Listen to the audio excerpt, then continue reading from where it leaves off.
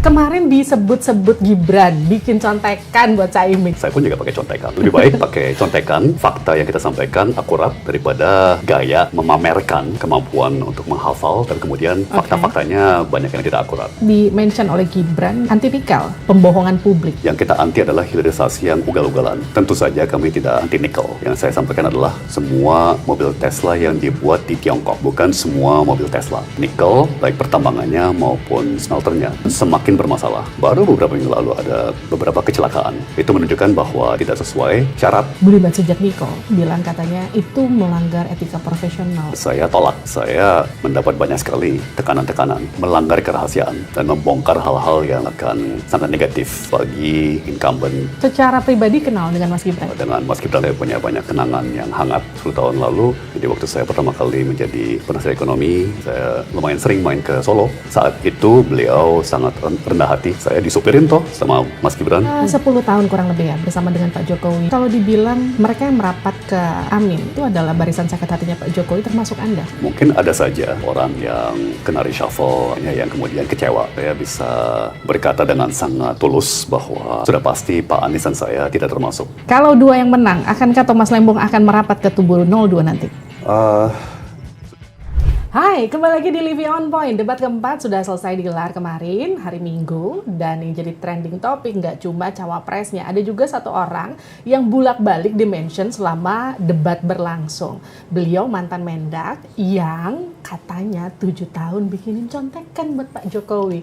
Namanya Pak Tom Lembong alias Thomas Lembong yang sekarang jadi salah satu tim sesnya pasangan Amin. Tepatnya jadi co-captain, betul ya? Siap, Mbak Selamat Livi. datang di Living On Point, Pak Tom. Terima kasih undangannya. Terima kasih sudah datang. Pak Tom, kemarin disebut-sebut Gibran bikin contekan buat Caimin. Jadi bikin contekan nggak sebenarnya? Memberikan masukan udah pasti, ya kan. Saya kan co-captain bidang substansi, materi, dan kebijakan. Oke. Ya, jadi sudah pasti apa substansi yang masuk ke Pak Muhaimin dan Pak Anies tanggung jawab saya. Ya. Saya baru ngeh loh Mbak Livi kalau istilah contekan itu punya konotasi negatif. Oke. Ya bagi saya tuh contekan hal biasa, ya kan. Ya apalagi di eranya Google, ya kan. Kita sudah tidak lagi di SD SMP, di mana kita harus menghafal semua, ya kan. Kemudian kita diuji atas kemampuan menghafal, ya karena zaman sekarang ya mau cari istilah, mau cari tahu ya tinggal Google kan. Okay. Jadi bagi saya baru sadar loh kalau istilah contekan itu punya implikasi atau konotasi negatif ya bagi saya itu hal biasa. Saya pun juga pakai contekan, ya kan. Saya juga pakai catatan. Ya, lebih baik pakai contekan dan fakta yang kita sampaikan akurat daripada gaya gitu ya. Memamerkan kemampuan untuk menghafal, tapi kemudian fakta-faktanya banyak yang tidak akurat. Tapi kaget nggak kemarin disebut-sebut Gibran pas debat? Ya jujur kaget sih. Dan beliau kan sebut saya 3-4 kali. Bolak-balik nih bolak-balik. Jadi tapi saya pertama terharu, ya kan. Kedua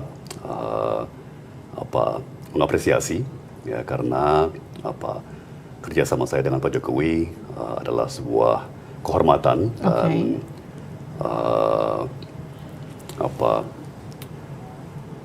pengalaman yang super istimewa ya yang akan saya kenang sampai seumur hidup ya. Jadi diberikan kepercayaan oleh Pak Presiden untuk memberikan masukan-masukan butir bicara, ya kan, sampai berkolaborasi menyusun pidato sambutan yang beberapa menjadi ikonik, itu sebuah kehormatan yang luar biasa ya. Jadi saya justru menjadi mengenang masa-masa kerjasama erat saya dengan Pak Presiden ya. Selama 7 tahun yang Anda katakan betul bikin contekan tanda kutip ya buat Pak Presiden. Anda juga sempat bilang gini, ketika Gibran mention Anda bolak-balik di arena debat, mungkin dia kangen kali.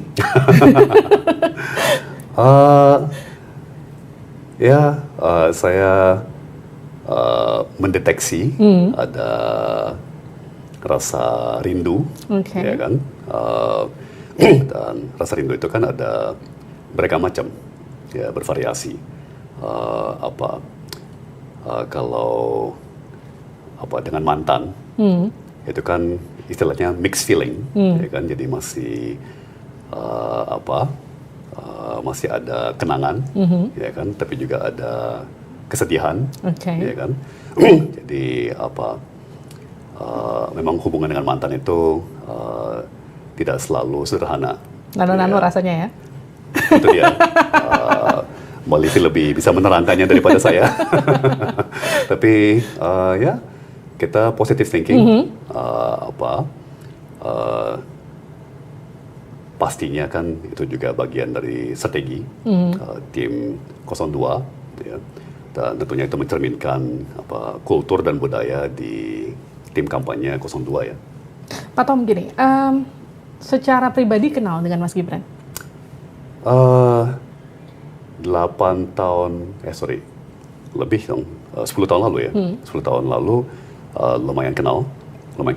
Jadi waktu saya pertama kali menjadi penasihat ekonomi dan bekerja sama dengan Pak Jokowi, saya lumayan sering main ke Solo. Dan beberapa kali berkunjungan dengan Mas Gibran. Saat itu beliau sangat rendah hati, ya, sangat humble, sangat baik dengan saya. Kan waktu itu kami lihat-lihat apakah ada peluang bisnis yang menarik untuk kita investasi di Solo.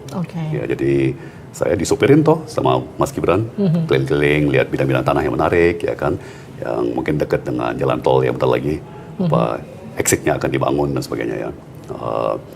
Jadi dengan Mas Gibran pun saya punya banyak kenangan yang hangat, tapi tentunya sejak meninggalkan kabinet di akhir 2019 sudah tidak pernah lagi ketemu, ya cuma ketemu sepintas misalnya pada saat pernikahannya Mas Kaisang di Solo, tapi kan tidak berinteraksi secara dalam ya, jadi sudah lumayan lama tidak lagi berinteraksi. Pak Tom, gini, dari salah satu postingan Anda di Instagram, ada kalimat gini, saya merindukan sosok Jokowi yang dulu. Kenapa gitu? Emang apa bedanya sama sekarang? Saya kira secara umum ya, dalam pengalaman saya, Mbak Livi, manusia itu ada bagian kita yang sulit berubah dan mungkin tidak pernah berubah. Dan ada bagian dari kita yang pasti akan berubah. Ya, kita berubah sesuai dengan kondisi, kita berubah sesuai dengan tahapan hidup, dengan usia, ya. Jadi sudah pasti kita di usia saat ini bukan orang yang sama seperti kita katakan 20 tahun yang lalu, ya kan. Kita udah tambah pengalaman, ya, menjadi lebih bijaksana, mungkin ada perubahan lainnya ya. Ya saya sekedar mengenang saja di awal pemerintahan Pak Presiden, idealisme yang sangat tinggi, ya, teknokrasi yang sangat tinggi, dan justru waktu itu Pak Presiden suka sekali menyampaikan fakta-fakta, hal-hal yang kalau pinjam istilahnya Mas Gibran kemarin menakutkan, ya, data-data pahit, fakta-fakta pahit, dan justru seingat saya waktu itu yang membuat Pak Presiden menjadi sangat populer, ya karena meruntuhkan pencitraan pemerintah dan bicara apa adanya, ya, dan seringkali realita itu kurang baik, ya, tapi itulah permulaan dari sebuah perbaikan, ya harus, ya karena saya anak dokter, mungkin pakai istilah kedokterannya, jadi harus ada diagnosanya dulu yang akurat, ya apa sih kondisi objektifnya, ya baru kita bikin yang namanya prognosa, ya baru kita bikin program mengobatinya, ya kan. Jadi mungkin sekalian menanggapi ucapan Mas Gibran kemarin ya, bahwa kita menyampaikan data-data yang menakutkan, ya justru itulah komitmen pada transparansi, ya kan, kita harus membuka apa adanya. Dan percayalah, masyarakat itu cerdas, ya. masyarakat itu bisa mencerna dan bisa memproses, ya. Dan justru kalau sesuatu apapun itu ditutup-tutupi, ya makin lama, pada saat kebenaran itu keluar, itu akan eksplosif. Dan Anda merasa Pak Jokowi berubah? Saya kira sudah pasti. Ya, saya kira itu bukan sesuatu yang kontroversial, ya. Saya kira banyakkan orang bisa sepakat bahwa beliau berubah, mungkin dalam beberapa dimensi menjadi lebih baik. Dalam hal lain mungkin menjadi tidak begitu baik. Ya namanya juga manusia. Ya. Jadi bagi saya sih itu hal yang wajar, ya.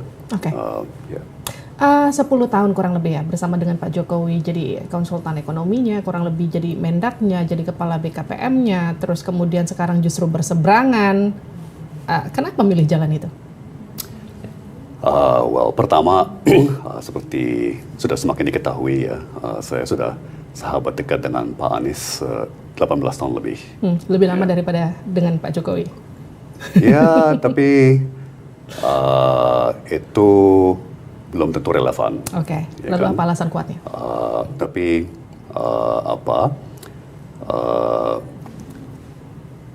yang merupakan poinnya adalah karena saya sudah sangat kenal dengan Pak Anies, ya. Saya kenal beliau secara mendalam. Ya, saya benar-benar percaya dengan Pak Anies, karakternya, kepribadiannya, kepeduliannya, keberaniannya dan sebagainya, ya. Dan kedua, saya sangat-sangat bisa merasakan bahwa ini saatnya perubahan. Ya, jadi dan kita belajar dari sejarah. Jadi dalam pola perkembangan Indonesia itu biasanya setiap 10 tahun. Ya, pendulum bergeser untuk membawa sebuah perubahan, ya, angin segar. Pak Tom, gini, kalau dibilang mereka yang merapat ke Amin itu adalah barisan sakit hatinya Pak Jokowi, termasuk Anda setuju nggak? Mungkin begini, mungkin ada saja, ya, orang yang kena reshuffle atau dicukupkan, mungkin istilah sopannya, yang kemudian kecewa. Ya, saya bisa berkata dengan sangat tulus bahwa sudah pasti Pak Anies dan saya tidak termasuk orang-orang yang kecewa dan membawa-bawa sentimen negatif, ya. Bahkan saya akan terus mengulang-ulang bahwa kehormatan yang luar biasa yang Pak Jokowi berikan kepada saya, ya, peluang yang luar biasa untuk boleh menjabat sebagai seorang menteri, ya kan, boleh bekerja sama erat, memberikan masukan dan ide, ya, itu sebuah kenangan, ya, sebuah kehormatan yang luar biasa, dan saya akan berterima kasih, bersyukur kepada beliau sampai detik terakhir dari hidup saya. Pak Tom, soal yang Anda sempat mention, contekan, kangen mungkin, nah ini kan direspon nih sama TKN, ya. Budiman Sujatmiko bilang katanya itu melanggar etika profesional. Apa respon Anda soal itu? Tentunya saya tidak setuju, ya, karena yang saya angkat sejauh ini semuanya sudah ada di ruang publik, ya, tidak ada sesuatu misalnya rahasia yang saya bocorkan. Ya, jadi semua yang saya sampaikan secara lisan, secara online sudah ada di ruang publik. Ya kan? Saya mendapat banyak sekali tekanan-tekanan untuk melanggar kerahasiaan dan membongkar hal-hal yang mungkin akan sangat negatif, ya, bagi incumbent, ya. Tapi justru karena saya sudah terbiasa, ya, menjalankan etika profesional, saya tolak. Justru kalau dibilang Anda melanggar etika, Anda selama ini merasa Anda sudah justru mengedepankan etika profesional. Karena begini, Mbak Livi, kalau kita berpikir jangka panjang, dan sebagai investor itu wajib berpikir jangka panjang, ya. Semua itu akan ada konsekuensinya, ya. Jadi hidup kita tidak akan berakhir di saat pemilu berakhir. Nah, itu dia yang jadi pertanyaan. Ya kan? Sebagai profesional sama sebagai politisi itu kan dua hal yang berbeda, berseberangan. Kenapa memilih untuk masuk ke tim SES yang kemudian jelas-jelas akan mendukung salah satu paslon? Mbak Livi, saya pribadi semakin optimis, ya, terutama dengan generasi milenial dan Gen Z, bahwa dunia politik akan semakin profesional. Oke, bisa. Ya. Justru dengan saya sekarang banyak bergaul dengan anggota-anggota parpol, termasuk caleg, apalagi yang muda-muda, saya menjadi sangat optimis justru. Saya tahu betul bahwa politisi punya citra buruk di mata masyarakat, ya. Tapi sekali lagi kita belajar dari sejarah. Ya. Saya ingat banget waktu saya di Badan Penyiaran Perbankan dan harus memberikan kesaksian atau memaparkan ke DPR 20 tahun yang lalu. Itu kualitas anggota parlemen, anggota DPR jauh lebih buruk daripada sekarang. Ya, jadi kualitas anggota DPR sekarang itu 50 kali lebih baik daripada 20 tahun yang lalu. Ya, saya yakin kualitas anggota legislatif, anggota eksekutif, ya semuanya semakin profesional dengan berkembangnya masyarakat kita, ya. Jadi justru harapan saya dengan saya masuk ke politik, saya bisa mempercepat proses profesionalisasi perpolitikan di negeri kita, ya. Oke. Saya masuk ke substansi yang debat kemarin diperbincangkan. Salah satu hal ini juga saya juga intip di podcast yang kemudian Anda posting di Instagram, Pak Tom. Yang kemudian Anda sempat nyebut gini, koreksi saya kalau salah ya. Di Tiongkok itu Tesla udah nggak pakai nikel, mereka udah pakai LFP di situ. Dan ini kemudian jadi salah satu materi yang diperdebatkan ketika debat kemarin yang sempat di-mention oleh Gibran, anti nikel. Sampai kemudian keluar statement itu dan pembohongan publik. Karena Tesla tetap pakai nikel, intinya gitu. Gimana respon itu? Sekali lagi, ini semuanya di ruang publik. Ya, semua orang bisa membuka podcast terkait dan melihat bahwa yang saya sampaikan adalah semua mobil Tesla yang dibuat di Tiongkok. Ya, bukan semua mobil Tesla. Tentunya saya tahu bahwa mobil Tesla di Amerika tetap pakai nikel. Ya. Jadi pertama terima kasih atas peluangnya untuk meluruskan hal itu. Ya. Kedua ya tentu saja kami tidak anti nikel. Ya. Itu seperti mengatakan kami anti air atau anti oksigen atau anti kayu, ya kan? Mungkin yang dimaksud Mas Gibran itu kok tidak berpihak kepada produksi nasional, ya kan? Saya kira jawaban Pak Muhaimin kemarin sangat pas, ya sangat sempurna. Kita tentunya tidak anti hilirisasi. Yang kita anti adalah hilirisasi yang ugal-ugalan. Ya, dan saya kira inilah manfaatnya debat dan proses kampanye dan pemilu, ya. Semakin banyak warga bisa melihat data-data, fakta-fakta bahwa industri nikel, baik pertambangannya maupun smelternya, memang banyak sekali masalah dan semakin bermasalah, ya kan. Baru beberapa minggu lalu ada beberapa kecelakaan yang memakan korban puluhan pekerja.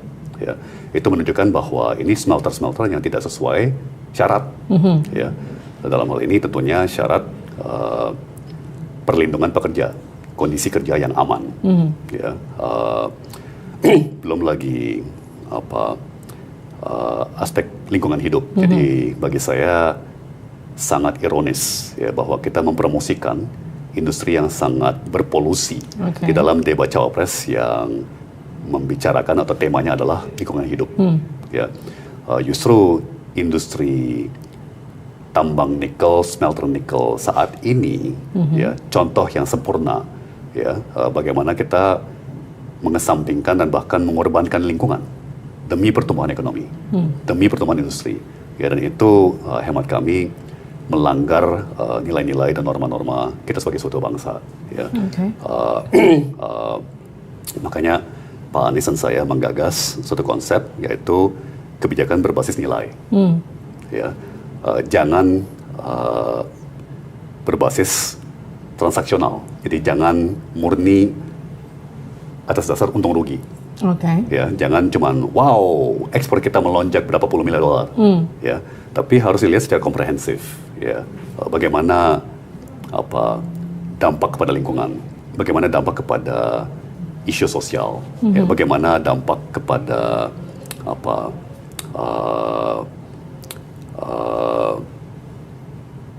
keharmonisan masyarakat. Ya kan? Jadi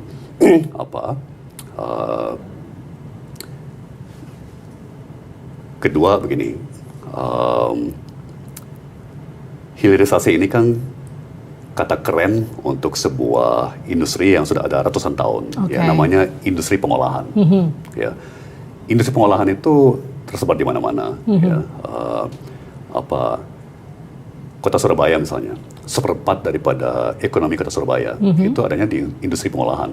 Ya, karena banyak sekali komoditas dari Indonesia Timur itu masuknya ke Jawa melalui pelabuhan Surabaya, kemudian di Surabaya diolah dulu menjadi barang menengah gitu ya, intermediate product, sebelum kemudian diteruskan ke pabrik-pabrik di Jawa Timur, Jawa Tengah dan Jawa Barat dan Jakarta, ya kan. Jadi kita akan dorong terus pemahaman masyarakat yang lebih komprehensif, lebih tepat ya mengenai industri pengolahan dan peranannya dalam sebuah ekonomi yang sehat dan seimbang. Pak Tom, gini, dalam debat kemarin kan juga pasangan Amin lewat Caimin ya, itu mengkritik habis-habisan soal food estate, dibilang gagal, terus dan segala macamnya. Memang akan dijadikan apa food estate nanti kalau Amin terpilih? Ya, ini kembali lagi kepada proses dan prosedur, ya, terutama minimnya konsultasi publik, minimnya dialog dengan ahli, pakar, dan bahkan dalam hal ini petani lokal. Ya kan, sudah viral video, kalau nggak salah ingat malah petani dari Gunung Mas, ya kan, yang mencemoohkan, ya, mana mungkin tanam singkong di sini. Semua orang di sini juga tahu, ya kan, apakah dia lulusan SD atau lebih tinggi, semua orang sudah tahu bahwa kondisi lahan di situ tidak cocok untuk yang namanya singkong. Ya kan? Nah, kenapa itu tidak dipelajari atau dirangkul dari awal sehingga bisa menghindari kan di awal nanam singkong gagal, kemudian tanam jagung, itu pun juga dipaksakan dengan masing-masing tanaman jagung diplastikin, ya kan, yang namanya polybag. Itu plastik kecil dengan berisi tanah subur, ya kan, kemudian jagung ditumbuhkan di situ, baru ditancapkan ke dalam lahan pasir, ya, yang sesuai petani lokal di dalam video viral tersebut, gitu ya. Nah, sebetulnya kajian-kajian, penelitian, konsultasi publik itu harus dilakukan di depan, ya, sebelum sebuah proyek dieksekusi. Ya, ini malah proyek dieksekusi dulu, ya kan, ternyata berbenturan dengan banyak realita, ya kan, kemudian kan bolak-balik ngawur. Ya. Kalau dibilang sama mereka, ya jelas food estate belum 3 tahun, 3 tahun baru ada hasilnya, itu gimana tuh? Sekali lagi Mbak Livi, kegagalan yang kita lihat itu sebetulnya bersifat konyol, ya. Kenapa konyol? Ya, yang seperti saya sampaikan tadi, ya. Harusnya dari awal ya. Harusnya dari awal. Ini sangat mendasar, ya. Tanya saja dengan warga lokal, ya, kira-kira apa tanaman yang cocok untuk kondisi lahan di situ, ya. Tapi karena ini sangat top down, ya, bukan bottom up, akhirnya hal-hal yang sangat basic, ya, yang sangat mendasar, yang malah mengganjal program ini.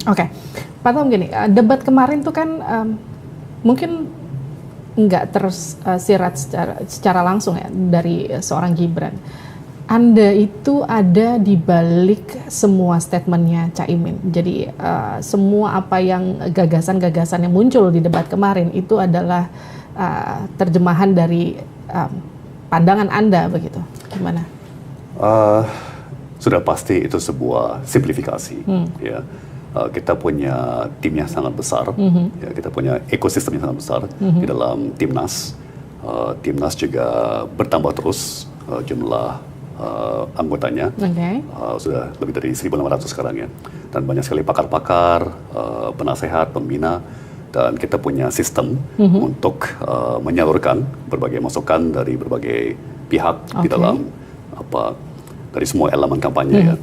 Tentunya ada tim yang lebih kecil yang menseleksi, menyaring, mengerucutkan, ya, mengolah, dan perlu saya tekankan, mungkin yang banyak dilihat publik adalah saya, ya, tapi sebetulnya yang bekerja itu adalah tim ya? Ada tim yang sangat besar dan sangat canggih, yang banyakkan anak muda yang cemerlang ya. Baik, dan kabar baiknya ini kemudian membawa dampak positif buat Caimin, buat pasangan Amin, karena dari Drone Emprit itu salah satu analis medsos yang kemudian menyebut di medsos X, katakanlah Twitter, itu reaksinya sangat positif buat pasangan Amin begitu pasca debat kemarin. Jadi justru itu yang sangat kami banggakan ya, dan sangat saya banggakan, yaitu Pak Muhaimin memperlihatkan etikanya, memperlihatkan wibawanya, ya, dan di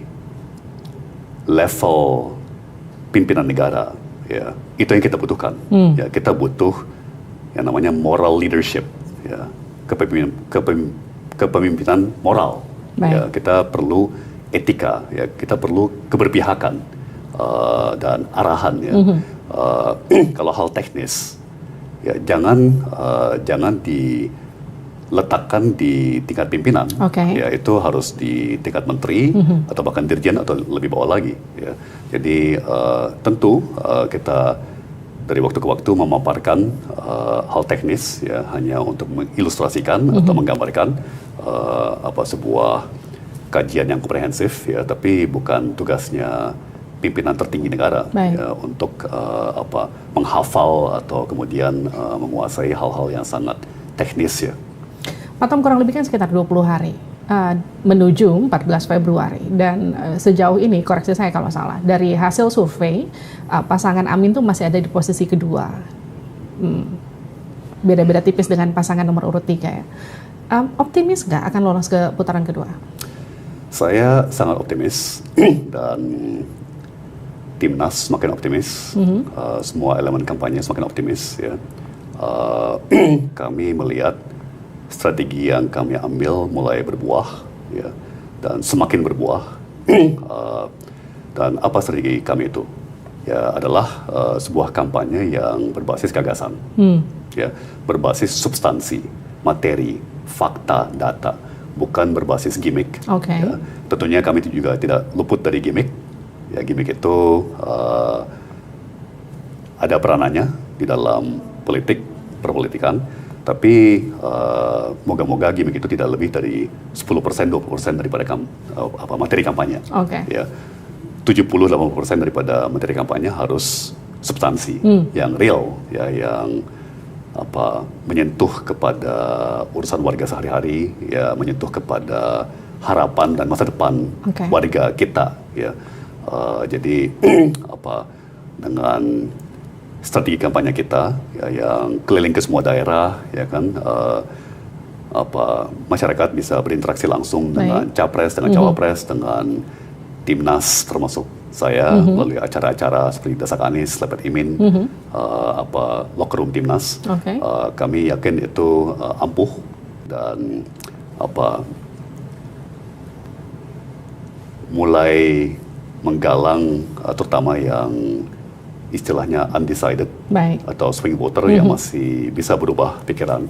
Ya, kami cukup yakin bahwa kami meraih semacam resonansi, ya. Jadi maksudnya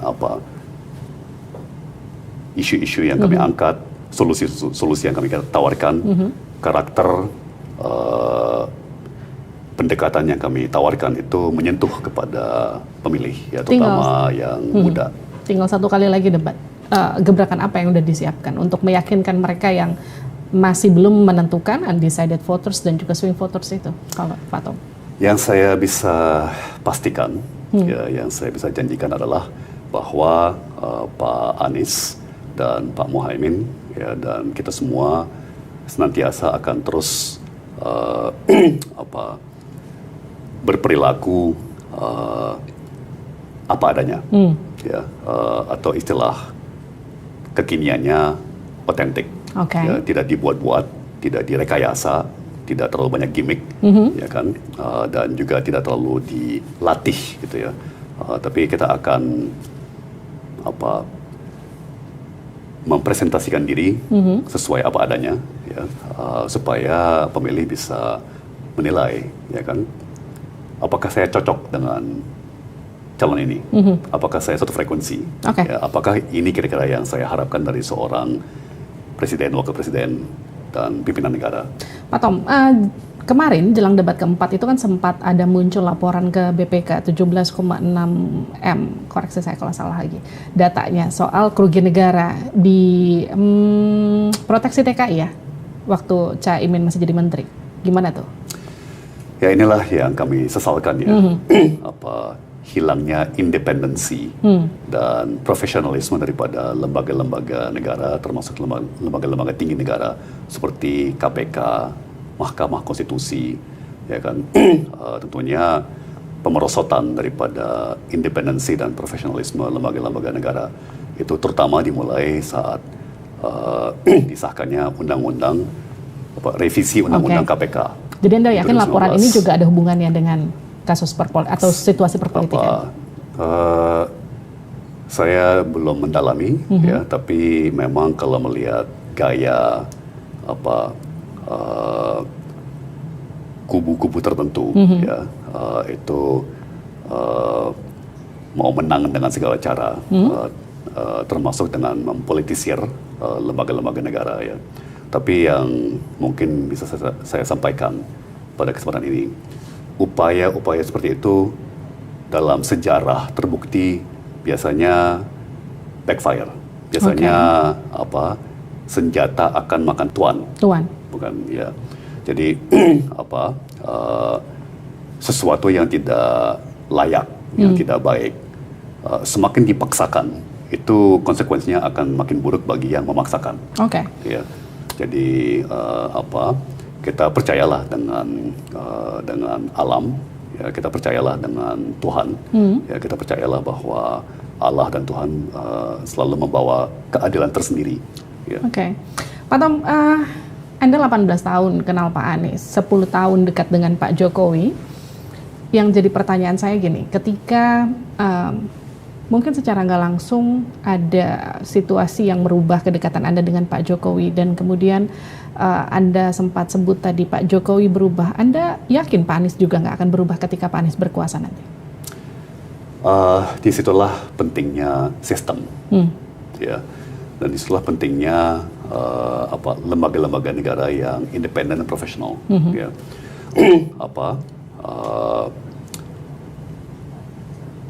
yang namanya checks and balances, ya, dan menjaga keseimbangan, sehingga tidak ada institusi atau individu manapun yang powernya atau kekuasaannya itu berlebihan. Ya. Dan itulah pentingnya misalnya kebebasan berekspresi, itulah pentingnya kebebasan pers, wartawan yang investigatif, ya kan, untuk menjaga akuntabilitas daripada pemimpin, ya. Siapapun pemimpin itu, ya. Anda kan dekat dengan keduanya. Saya tanyakan secara feel Anda. Ketika seseorang berkuasa, dia cenderung akan berubah. Mungkin itu yang Anda maksud ketika Pak Jokowi yang dulu dengan yang sekarang itu beda. Tapi Anda yakin nggak Pak Anies juga tidak akan berubah ketika misalnya Pak Anies mungkin 10 tahun berkuasa? Saya optimis mengenai Pak Anies karena dengan mengenal bukan hanya beliau, tapi istri, anak, ya, keluarga selama 18 tahun, ya. Dan saya menjadi sangat mengenal mengenai masa kecilnya Pak Anies, orang tuanya Pak Anies. Saya juga lumayan banyak berinteraksi dengan orang tuanya Pak Anies. Tentunya kita tahu bahwa kakek Pak Anies adalah seorang diplomat, menteri muda di kabinetnya Presiden Soekarno. Ya. Jadi saya tahu betul bagaimana Pak Anies dan keluarganya itu dididik untuk selalu beriman, ya, selalu berpegang teguh kepada moralitas dan etika. Ya. Jadi beliau punya latar belakang yang panjang dan dalam, dengan konsekuensi akar moralnya itu dalam sekali. Ya. Jadi kita bayangkan sebuah pohon dan kan ada pepatah, semakin tinggi sebuah pohon, semakin kencang angin yang dihadapinya. Ya. Tapi saya bisa pastikan, biar saya menjadi saksinya, ya, Pak Anies sudah banyak sekali kena godaan, tekanan, ya kan, tantangan, dan akar-akar moral, akar-akar etika, ya, akar-akar idealisme itu dalam sekali, dalam sekali. Ya, tentunya beliau tetap manusia, ya, tidak ada yang sempurna, dan menjadi tugas kita bersama untuk menjaga beliau, untuk kita saling menjaga. Yaitu balik lagi, mungkin yang paling banyak dilihat adalah figur Pak Anies, ya, tapi di sekeliling beliau, ya, di belakang beliau itu ada ekosistem yang dahsyat, ya, yang anak muda cemerlang tadi, keluarganya, ya, teman sahabat lama yang selalu akan mengingatkan, ya, atau tugas kami adalah untuk selalu mengingatkan, ya, kembali kepada norma-norma, kembali kepada nilai-nilai, ya, yang mendasar, ya, dan saya kira rekam jejaknya menunjukkan sudah lumayan terbukti, ya, integritas dan keteguhan moral Pak Anies. Sekarang saya masuk ke jawab cepat, Pak Tom. Tolong dijawab secara cepat. Berapa skor masing-masing debat cawapres kemarin? Caimin berapa skornya? 90. Gibran? 60. Terus Pak Mahfud? 80. Wow, 70-80 lah. 70-80. Gibran paling rendah, ya? Well, begini, penilaian itu kan subjektif. Ya. Menjadi objektif begitu dinilai oleh banyak orang dan di rata-rata. Ya. Tentunya subjektivitas itu terpengaruh oleh selera. Ya. Tapi kalau saya sebagai seorang profesional, sebagai seorang teknokrat, menilai kemarin Mas Gibran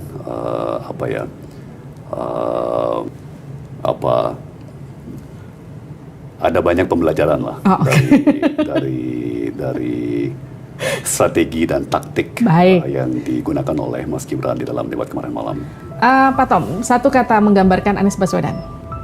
Bijaksana. Prabowo Subianto. Ayo Pak. Energi. Ganjar Pranowo. Karisma. Siap kalah, Pak? Kita pede, kita yakin. Yakin, ya. Kalau masuk ke putaran kedua, apakah 1 dan 3 akan bersatu? Akan sesuai keinginan masyarakat dan terutama tentunya masyarakat yang memilih kita. Kalau 2 yang menang, akankah Thomas Lembong akan merapat ke tubuh 02 nanti? Chance-nya hampir tidak ada. Terima kasih. Terima kasih, Mbak Livi. Sudah bergabung di Livi On Point. Itu dia tadi perbincangan saya bersama Thomas Lembong. Kita ketemu lagi di Livi On Point episode selanjutnya. Sampai jumpa.